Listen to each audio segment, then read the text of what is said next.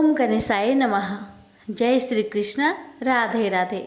प्यारे भक्तगणों, आज आप श्रवण करेंगे वैशाख मास की पुण्य फल देने वाली 5 कथा। धरती माता की कहानी। एक माँ थी, उसके एक बेटी व एक बेटा, दोनों छोटे छोटे थे। माँ गरीब थी, वह मजदूरी करके अपना गुजारा चलाती थी। धीरे धीरे बच्चे बड़े होने लगे, बेटी शादी के योग्य होने लगी। माँ बूढ़ी हो गई। माँ ने बेटे से कहा, बेटा तेरी बहन बड़ी हो गई है, अतः तुम्हारे जैसे घरवर देखकर उसकी शादी करना। ऐसा कहकर माँ तो कुछ दिनों में मर गई। भाई गांव गांव घूमा, लेकिन बहन के योग कोई वर नहीं मिला। वह घूम घूम कर थक गया। बैठे बैठे उसने सोचा कि मैं ही इससे शादी कर लूं। ऐसा सोचकर वो चुनरी और सामान लाया। बहन ने कहा, ये सब सामान क्यों लाया? भाई बोला, तेरी शादी है। मोहल्ले वाले ने बहन से कहा कि तुम्हारा भाई ही तुमसे शादी कर रहा है। बहन ने भाई से पूछा, मेरी शादी किससे कर रहे हो? भाई कुछ नहीं बोला तो बहन समझ गई। उसने एक लोटा लिया, चुनरी ली और चप्पल पहनकर जंगल में रवाना हुई। गाय के ग्वालों ने पूछा, वन में क्यों जा रही हो? वह कुछ नहीं बोली। वन में जाकर धरती माँ को पुकारने लगी और बोली, माँ तू ही मेरी लाज रखना, नहीं तो अन्याय हो जाएगा। मैं क्या करूँ? मुझे अपनी गोद में ले लो, नहीं तो यहाँ पर मर जाऊंगी।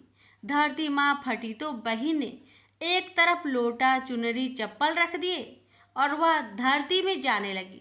इतने में दौड़ता हुआ भाई वन में आया और ग्वाला से पूछा कि उसकी बहन किस तरफ गई। ग्वालों ने कहा, तेरी बहन उधर गई है। वह बहन बहन पुकारता हुआ दौड़ा तो बहन धरती माँ के अंदर समा रही थी। थोड़े बाल बाहर दिख रहे थे। उसने बहन के बाल मुट्ठी में पकड़े और रोने लगा। बहन दूसत के लिए धरती माँ की गोद में समा गई। मेरी बुद्धि भ्रष्ट हो गई थी। माँ का वचन निभाने के लिए मेरे जैसा कोई वर नहीं मिला, इसलिए ऐसा विचार आया। पर धरती माँ ने सत्य के लिए बेटी को अपने में समा लिया। जो बाल बाहर थे वे दोभ बन गए। इसलिए औरतें कहानी सुनती है और लोटा, चप्पल, चुनरी एक बर्तन में हरे मूंग, एक लड्डू कुंवारी कन्या को देगी। उसको धरती माता सुखी रखेगी। जय बोलिए धरती माता की जय। एक बार गणेश जी ने पृथ्वी के मनुष्य की परीक्षा लेने का विचार किया। वे अपना रूप बदलकर पृथ्वी पर भ्रमण करने लगे। उन्होंने एक बालक का रूप बना लिया। एक हाथ में एक चम्मच में दूध ले लिया और दूसरे हाथ में एक चुटकी चावल ले लिए और गली गली घूमने लगे। साथ ही साथ आवाज लगाते चल रहे थे, कोई मेरे लिए खीर बना दे, कोई मेरे लिए खीर बना दे। कोई भी उन पर ध्यान नहीं दे रहा था, बल्कि लोग उन पर हंस रहे थे। वे लगातार एक गांव के बाद दूसरे गांव इसी तरह चक्कर लगाते हुए पुकारते रहे, पर कोई खीर बनाने के लिए तैयार नहीं था। सुबह से शाम हो गई। गणेश जी लगातार घूमते रहे। एक बुढ़िया थी, शाम के वक्त अपनी झोपड़ी के बाहर बैठी हुई थी। तभी गणेश जी वहां से पुकारते हुए निकले कि कोई मेरी खीर बना दे, कोई मेरी खीर बना दे।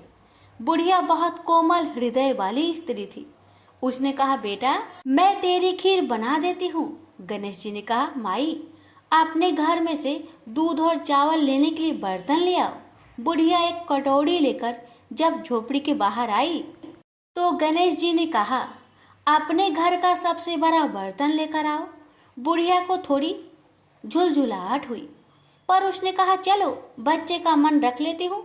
और अंदर जाकर वह अपने घर का सबसे बड़ा पतीला लेकर बाहर आई। गणेश जी ने चम्मच से पतीले में दूध उड़ेलना शुरू किया। तब बुढ़िया के आश्चर्य की सीमा न रही। जब उसने देखा दूध से पूरा पतीला भर गया है, एक के बाद एक वह बर्तन झोपड़ी से बाहर लाती गई और उसमें गणेश जी दूध भरते चले गए। इस तरह से घर के सारे बर्तन दूध से लबालब भर गए। गणेश भगवान ने बुढ़िया से कहा, मैं स्नान करके आता हूँ, तब तक तुम खीर बना लो, मैं वापस आकर खाऊंगा। बुढ़िया ने पूछा, मैं इतनी सारी खीर का क्या करूंगी? इस पर गणपति जी बोले, सारे गांव को दावत दे दो। बुढ़िया ने बड़े प्यार से मन लगाकर खीर बनाई। खीर की भीनी भीनी मीठी मीठी खुशबू चारों दिशाओं में फैल गई। खीर बनाने के बाद वह हर घर में जाकर खीर खाने का न्योता देने लगी। लोग उस पर हंस रहे थे। बुढ़िया के घर में खाने को दाना नहीं और यह सारे गांव को खीर खाने की दावत दे रही है। लोगों को कौतूहल हुआ और खीर की खुशबू से लोग खींचे चले आए। लो, सारा गांव बुढ़िया घर में इकट्ठा हो गया। जब बुढ़िया की बहू को दावत की बात मालूम हुई तब वह सबसे पहले वहां पहुंच गई। उसने खीर से भरे पतीलों को जब देखा तो उसके मुंह में पानी आ गया। उसे बड़ी जोर से भूख लगी हुई थी। उसने एक कटोरी खीर निकाली और दरवाजे के पीछे बैठकर खाने को तैयार करने लगी। इसी बीच एक छींटा गिर गया और गणपति जी का भोग लग गया और वो प्रसन्न हो गए। अब पूरे गांव को खाने की दावत देकर बुढ़िया वापस अपने घर आई। उसने देखा बालक वापस आ गया था। बुढ़िया ने कहा, बेटा खीर तैयार है, भोग लगा लो। गणपति जी बोले, माँ भोग तो लग चुका है, मेरा पेट पूरी तरह से भर गया है, मैं तृप्त हूँ, अब तू खा, अपने परिवार और गांव वालों को खिला। बुढ़िया ने कहा, यह तो बहुत ज्यादा है, सबका पेट भर जाएगा, इसके बाद भी यह बच जाएगी। उस बची खीर का मैं क्या करूंगी? इस पर गणेश जी बोले, उस बची खीर को रात में अपने घर के चारों कोनों में रख देना। और बुढ़िया ने ऐसा ही किया। जब सारा गांव जी भरकर खा चुका तभी ढेर सारी खीर बच गई।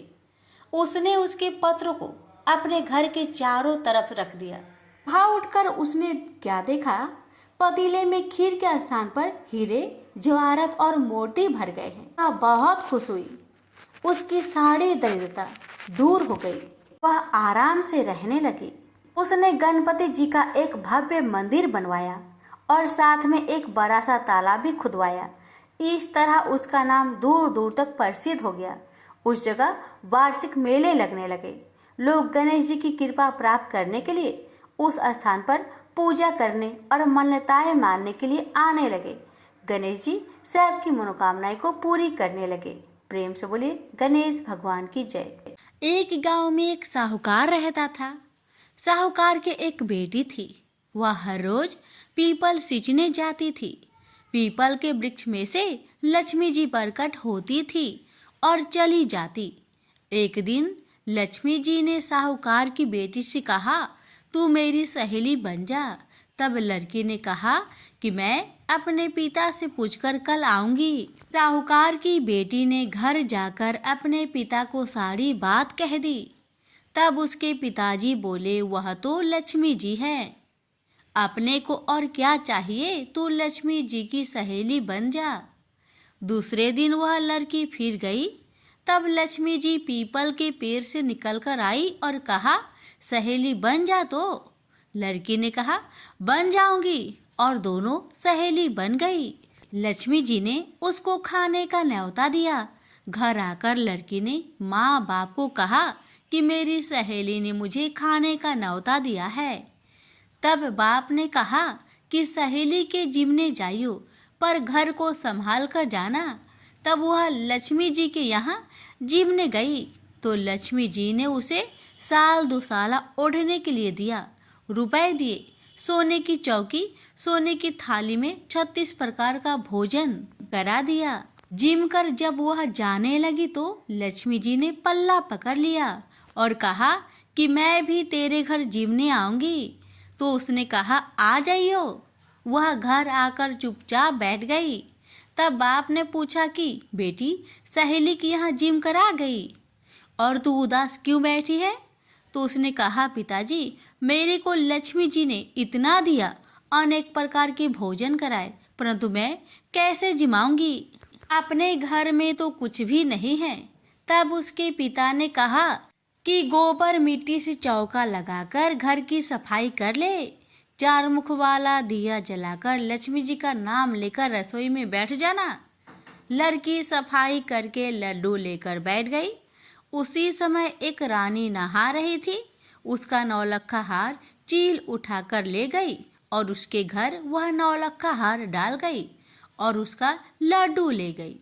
बाद में वह हार को तोड़कर बाजार में गई और सामान लाने लगी तो सुनार ने पूछा कि क्या चाहिए। तब उसने कहा कि सोने की चौकी, सोने का थाल, साल दुसाला दे, मोहर दे और सामग्री दे। 36 प्रकार का भोजन हो जाए इतना सामान दे। सारी चीजें लेकर बहुत तैयारी करी और रसोई बनाई। तब गणेश जी से कहा कि लक्ष्मी जी को बुलाओ। आगे आगे गणेश जी और पीछे पीछे लक्ष्मी जी आई। उसने फिर चौकी डाल दी और कहा, सहेली चौकी पर बैठ जा। जब लक्ष्मी जी ने कहा, सहेली चौकी पर तो राजा रानी की भी नहीं बैठी, किसी के भी नहीं बैठी, तो उसने कहा कि मेरे यहाँ तो बैठना पड़ेगा। फिर लक्ष्मी जी चौकी पर बैठ गई। तब उसने बहुत खातिर की, जैसे लक्ष्मी ने करी थी वैसे ही उसने करी। लक्ष्मी जी उस पर खुश हो गई। घर में खूब रुपया एवं लक्ष्मी हो गए।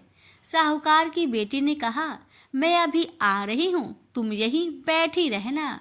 और वह चली गई। लक्ष्मी जी गई नहीं और चौकी पर बैठी रही। उसको बहुत दौलत दी। हे लक्ष्मी जी, जैसा तुमने साहूकार की बेटी को दिया वैसा सबको देना। कहानी सुनते हुकारा भरते अपने सारे परिवार को दियो। पीहर में देना, ससुराल में देना, बेटे पोते को देना। हे लक्ष्मी माता, सबका कष्ट दूर करना, दरिद्रता दूर करना, सबकी मनोकामना पूर्ण करना। प्रेम से बोलिए लक्ष्मी माता की जय। एक बार एक राजा के एक लौते पुत्र को शीतला निकल गई, यानी कि चेचक निकल गई।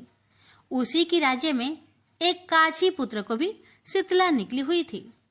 काछी परिवार बहुत गरीब था, पर भगवती का उपासक था। वह धार्मिक दृष्टि से जरूरी समझे जाने वाले सभी नियमों को बीमारी के दौरान भी भली भांति निभाता रहा। घर में साफ सफाई का विशेष ख्याल रखा जाता था। नियम से भगवती की पूजा होती थी। नमक खाने पर पाबंदी थी। सब्जी में ना तो छौंक लगता था और ना कोई वस्तु भुनी तली जाती थी। गरम वस्तु न वह स्वयं खाता न शीतला वाले लड़के को देता था। ऐसा करने से उसका पुत्र शीघ्र ही ठीक हो गया। उधर जब राजा के लड़के को शीतला का प्रकोप हुआ, तब से उसने भगवती के मंडप में सतचंडी का पाठ शुरू कर रखा था। रोज हवन व रोज बलिदान होते थे। राज पुरोहित भी सदा भगवती की पूजन में निमग्न रहते थे। राजमहल में रोज कढ़ाई चढ़ती, विविध प्रकार के गर्म स्वादिष्ट भोजन बनते। सब्जी के साथ कई प्रकार के मांस भी पकते थे। इसका परिणाम ये होता कि उन लजीज भोजनों के गंध से राजकुमार का मन मचल उठता। वह भोजन के लिए जिद करता। एक तो राजपुत्र और दूसरे एकलौता। इस कारण उसकी अनुचित जिद भी पूरी कर दी जाती थी। इस पर शीतला माता का कोप घटने के बजाय बढ़ने लगा। शीतला के साथ साथ उसे बड़े बड़े फोड़े भी निकलने लगे, जिनमें खुजली व जलन अधिक होती थी। शीतला की शांति के लिए राजा जितने भी उपाय करता, शीतला का प्रकोप उतना ही बढ़ता जाता, क्योंकि अज्ञानतावश राजा के यहाँ सभी कार्य उल्टे हो रहे थे। इससे राजा और अधिक परेशान हो उठा। उसकी समझ में नहीं आ रहा था कि इतना सब होने के बाद भी शीतला का प्रकोप शांत क्यों नहीं हो रहा है। एक दिन राजा के गुप्तचरों ने उन्हें बताया कि काछी पुत्र को भी शीतला निकली थी, पर वह बिल्कुल ठीक हो गया है। यह जानकर राजा सोच में पड़ गया कि मैं शीतला की इतनी सेवा कर रहा हूँ, जब वह अनुष्ठान में कोई भी कमी नहीं रह रहा, पर मेरा पुत्र अधिक रोगी होता जा रहा है, जबकि काछी पुत्र बिना सेवा पूजा के ही ठीक हो गया। इसी सोच में उसे रात भर नींद न आई। श्वेत वस्त्र धारिणी भगवती ने उसे सपने में दर्शन देकर कहा, हे राजन, मैं तुम्हारी सेवा अर्चना से प्रसन्न हूँ, इसलिए आज भी तुम्हारा पुत्र जीवित है। इसके ठीक न होने का कारण यह है कि तुमने शीतला के समय पालन करने योग्य नियमों का उल्लंघन किया है। तुम्हें ऐसी हालत में नमक का प्रयोग बंद करना चाहिए। नमक से रोगी के फोड़ों में खुजली होती है। घर की सब्जियों में छौंक नहीं लगाना चाहिए, क्योंकि इसकी गंध से रोगी का मन वस्तुओं को खाने के लिए ललचाता है। रोगी का किसी के पास आना जाना मना है, क्योंकि यह रोग औरों को भी होने का भय रहता है। अतः इन नियमों का पालन कर, तेरा पुत्र अवश्य ठीक हो जाएगा। विधि समझाकर देवी माता अंतर्ध्यान हो गई। अतः से ही राजा ने देवी की आज्ञा अनुसार सभी कार्य की व्यवस्था कर दी। इससे राजकुमार की स्नेह पर अनुकूल प्रभाव पड़ा और वह शीघ्र ही ठीक हो गया। इसी दिन भगवान श्री कृष्ण और माता देवकी का विधिवत पूजन करके मध्यकाल में स्वास्तिक पदार्थों का भोग लगाना चाहिए। ऐसा करने से पुण्य ही नहीं मिलता, बल्कि समस्त दुखों का भी निवारण होता है। तो प्रेम से बोलिए शीतला माता की जय। एक बार देवी सत्यभामा ने देवी रुक्मिणी से पूछा कि दीदी, क्या आपको मालूम है कि श्री कृष्ण जी बार बार द्रौपदी से मिलने क्यों जाते हैं? कोई अपनी बहन के घर बार बार मिलने थोड़ी ना जाता है। मुझे तो लगता है कि कुछ गड़बड़ है। ऐसा क्या है जो बार बार द्रौपदी के घर जाते हैं? तो देवी रुक्मिणी ने कहा, बेकार की बातें मत करो, ये बहन भाई का पवित्र संबंध है। जाओ, जाकर अपना काम करो। ठाकुर जी सब समझ गए और कहीं जाने लगे। तो देवी सत्यभामा ने पूछा कि प्रभु, आप कहाँ जा रहे हो? ठाकुर जी ने कहा कि मैं द्रौपदी के घर जा रहा हूँ। अब तो सत्यभामा जी और बेचैन हो गई और तुरंत देवी रुक्मिणी से बोली, देखो दीदी, फिर वही द्रौपदी के घर जा रहे हैं। कृष्ण जी ने कहा कि क्या तुम भी हमारे साथ चलोगी?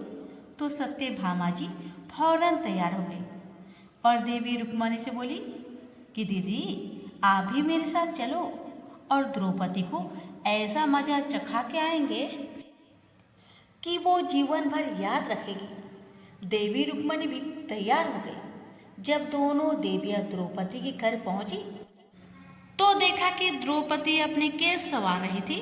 जब द्रौपदी केस संवार रही थी तो भगवान श्री कृष्ण ने पूछा, द्रौपदी क्या कर रही हो?